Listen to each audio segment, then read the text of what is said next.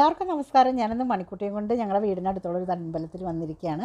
അപ്പോൾ ഇതിലെ വേണമെങ്കിൽ വണ്ടി കയറിപ്പോവും, അല്ലെങ്കിൽ ഇത് സ്റ്റെപ്പ് നടന്ന് മുകളിലേക്ക് കയറാം. അപ്പോൾ ഞാൻ മണിക്കുട്ടിയും കൊണ്ട് സ്റ്റെപ്പ് കടന്ന് തന്നെയാണ് പോണത്. ഏകദേശം 100 പരം സ്റ്റെപ്പുകളുണ്ട് കേട്ടോ. പടികൾ ചവിട്ടി വേണം ഈ ക്ഷേത്രത്തിലെത്താനായിട്ട്. ഇത് 5000 വർഷം പഴക്കമുള്ള വളരെ പ്രസിദ്ധമായിട്ടുള്ള ഒരു ഗുഹാക്ഷേത്രത്തിലേക്കാണ് കേട്ടോ ഞാൻ നിങ്ങളെ കൊണ്ടുപോകുന്നത്. ഇതിൻ്റെ ഒരു എന്താണെന്ന് പറയുക, ഭയങ്കര അതിശയമാണ് നമുക്ക് അവിടെ ചെല്ലുമ്പോൾ. ഇത് മണിക്കുട്ടി കയറി പോകേണ്ട, എനിക്ക് പതുക്കെ കയറാൻ പറ്റുള്ളൂ കേട്ടോ. അപ്പോൾ ഇത് ശരിക്കും പറഞ്ഞാൽ പത്മാവതി ദേവിയാണ് ഈ കല്ലിൽ ഭഗവതിയായിട്ട് നമ്മൾ ആരാധിക്കുന്നത്. ഇപ്പോൾ അവിടെ ദുർഗ, മഹാദേവ, മഹാവിഷ്ണു എന്നിവരെയും ക്ഷേത്രത്തിൽ ആരാധിച്ചു പോരുന്നു. ഈ ക്ഷേത്രത്തിൻ്റെ പ്രത്യേകത എന്താണെന്ന് പറഞ്ഞാൽ, ശരിക്കും പറഞ്ഞാൽ ഇത് വലിയൊരു കൂറ്റൻ കല്ലിൻ്റെ അടിയിലാണ് ഭഗവതി ഇരിക്കുന്നതെന്നുള്ളതാണ്. അപ്പോൾ ഇതിനെ ചുറ്റിപ്പറ്റി ഒരുപാട് ഐതിഹ്യങ്ങളുണ്ട്. പഴയ ആളുകൾ പറഞ്ഞ്, കുട്ടികളായി ഞങ്ങൾക്കൊക്കെ പറഞ്ഞ് കേട്ടറിഞ്ഞ ഒരുപാട് ഐതിഹ്യമുണ്ട്. അത് ഞാൻ പറയാം.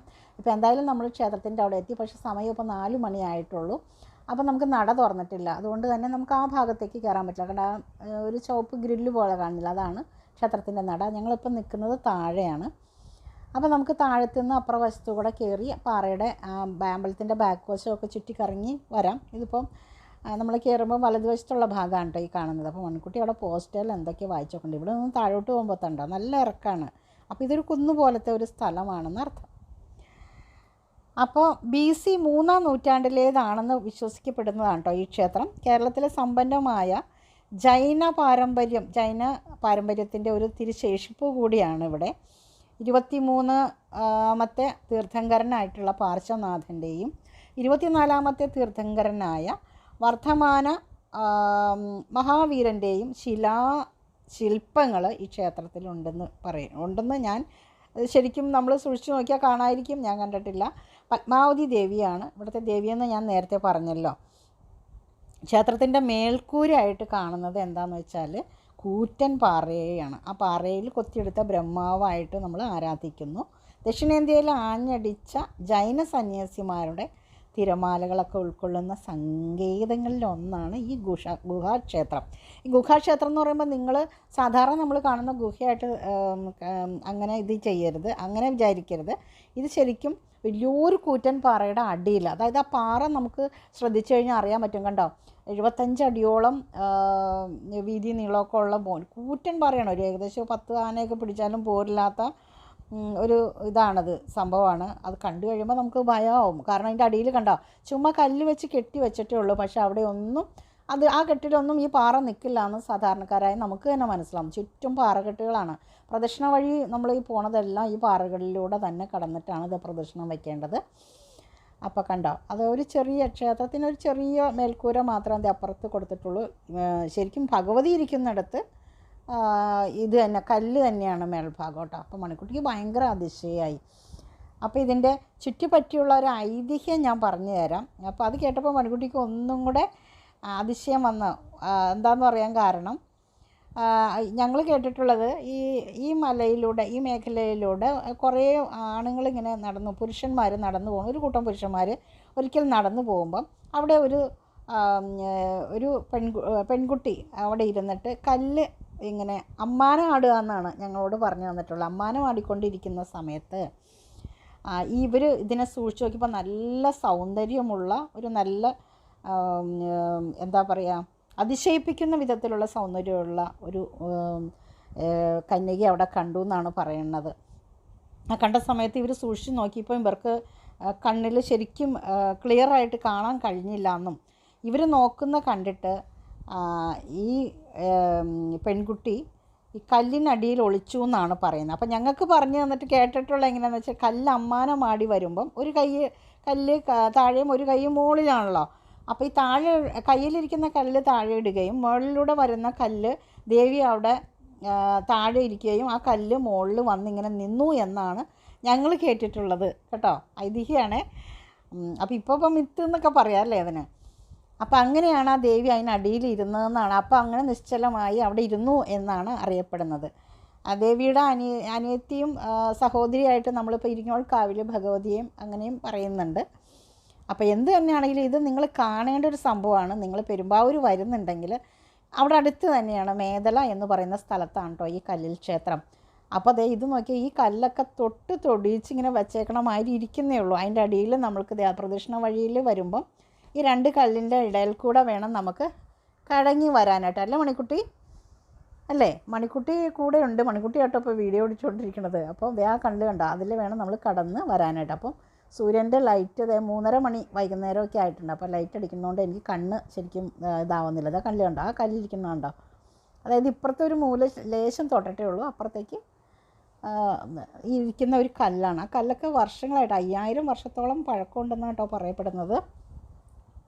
അപ്പം തന്നെ നോക്കി ഇത് ഒരുപാട് ആളുകൾ കാണാനായിട്ട് വരുന്നുണ്ട്. ഇവിടെ ഉത്സവം എന്ന് പറഞ്ഞാൽ വൃശ്ചികമാസത്തിലെ കാർത്തികയ്ക്ക് കൊടികേറി മകത്തിനന്നാണെന്ന് തോന്നുന്നു ആറാട്ട്, അങ്ങനെയാണ്. കൊടിയേറി ഉത്സവമാണ് കേട്ടോ. ഇപ്പോൾ കഴിഞ്ഞേ ഉള്ളൂ.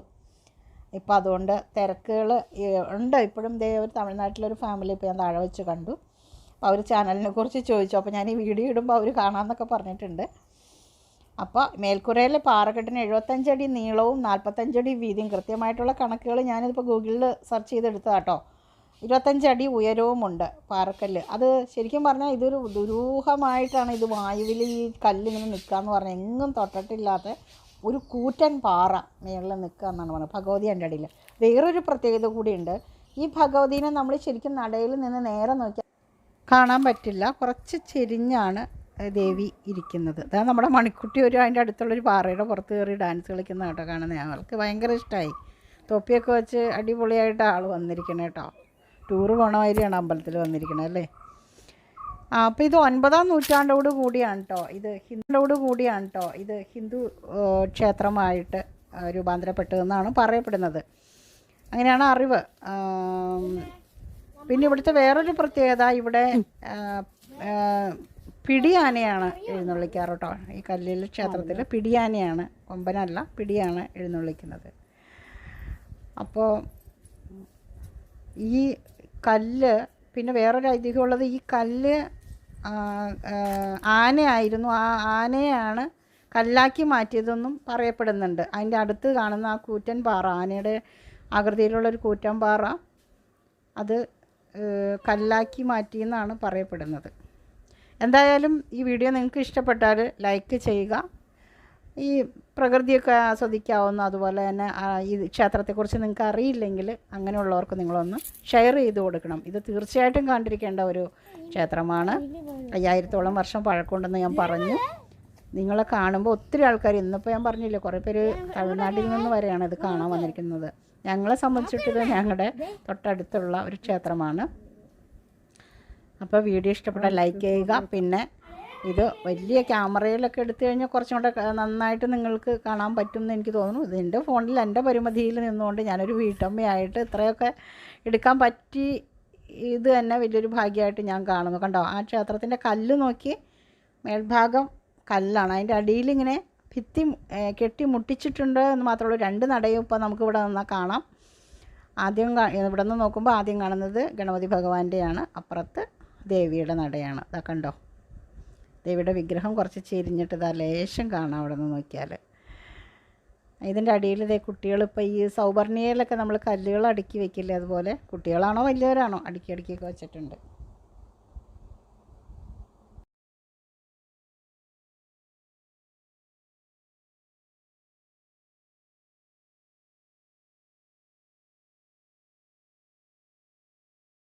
അങ്ങനെ 2ാമത്തെ പ്രാവശ്യം കയറി വരുന്നുണ്ട് അവിടെ നിന്ന്. പിന്നെ ആൾക്കൊന്നും കൂടെ ചുറ്റി കണ്ട് അവിടെയൊക്കെ ഒന്ന് കഴിഞ്ഞ് കഴിഞ്ഞാൽ ഇറങ്ങാമെന്ന് വിചാരിക്കും. പക്ഷെ നട ഇപ്പോൾ തുറന്നിട്ടില്ല. 5:30 മണിക്ക് നട തുറക്കുള്ളൂ. എന്തായാലും ഞങ്ങൾ താഴെ വരെ വീഡിയോ പിടിച്ച് പോയ ശേഷം നട തുറന്നിട്ടേ പോകുന്നുള്ളൂ. കാരണം ഭഗവതിയെ കാണണമല്ലോ നമ്മൾ. അപ്പോൾ താഴെ വലിയ വനമായിരുന്നു ഇവിടെ. ഇപ്പോഴാ മരങ്ങളൊക്കെ പോയി. ഇപ്പം കുറച്ച് മരങ്ങളൊക്കെ ഉള്ളൂ. കുറേയൊക്കെ ഉണങ്ങിയും ചാടിയും എല്ലാം അങ്ങനെ വീണുമൊക്കെ പോയി. നല്ല കിളികളുടെ ശബ്ദങ്ങളൊക്കെ ഉണ്ട്. ഞാനിപ്പം വോയിസ് ഇടുന്നത് വീട്ടിൽ വന്നിട്ടാണ്. അവിടെ വച്ചിട്ട് ഈ വീഡിയോ പിടുത്തം ഇതും കൂടെ പറ്റുന്നില്ല. അപ്പോൾ എല്ലാവർക്കും നന്ദി. Thank you for watching. അടുത്ത വീഡിയോയുമായിട്ട് വീണ്ടും കാണാം.